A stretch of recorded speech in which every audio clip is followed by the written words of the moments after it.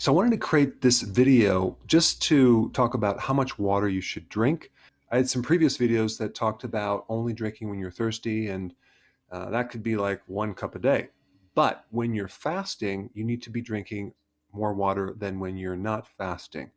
And the reason for that is that you're losing a good amount of your glycogen, especially if you're fasting over a period of time. You're doing prolonged fasting, 48, 72 hours, you're going to lose your glycogen. And with the glycogen loss, which is your stored sugar, you're also going to lose a ton of fluid. And I say fluid because it's not just water.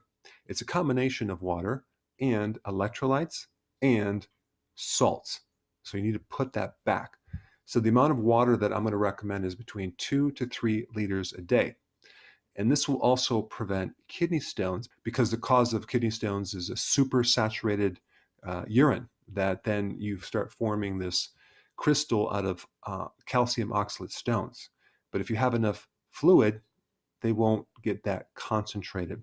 So 2 to 3 liters of water is 8 to 12 cups of water. So I recommend putting in electrolytes and sea salt. Don't forget the sea salt.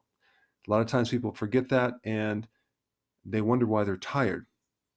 You need both a good amount of potassium and magnesium and sea salt to prevent keto fatigue, keto flu, and overall weakness. Now, a lot of people are doing my electrolytes. It has 1,000 milligrams of potassium. And if they do my electrolytes without adding sea salt, they might end up with a salt deficiency and feel weaker. So one thing I do in the morning is I'll take about a liter of water. I'll take all my supplements. I'll add a scoop of this, and I will also add some more sea salt, probably 1/8 of a teaspoon. I will dissolve it in there.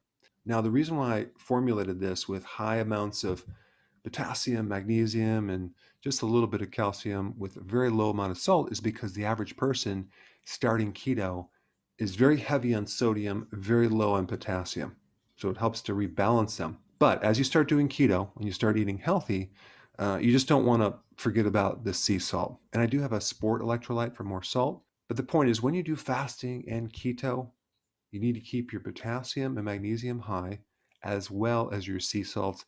And sea salts are really an electrolyte too, but I want to make a point about that because most people do not add enough sea salt. You need between 1 to 1.5 teaspoons every single day. If you work out, you need a lot more. So it really depends on how much you sweat. I also add a greens powder, the wheatgrass juice powder, 1 scoop in that drink, simply because when you're doing fasting, you are going to become more acidic. You're going to be in more deeper ketosis.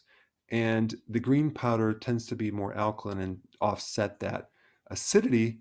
And this is especially important if someone's prone to have gout, because your uric acid levels will go up, acting as an antioxidant when you do fasting.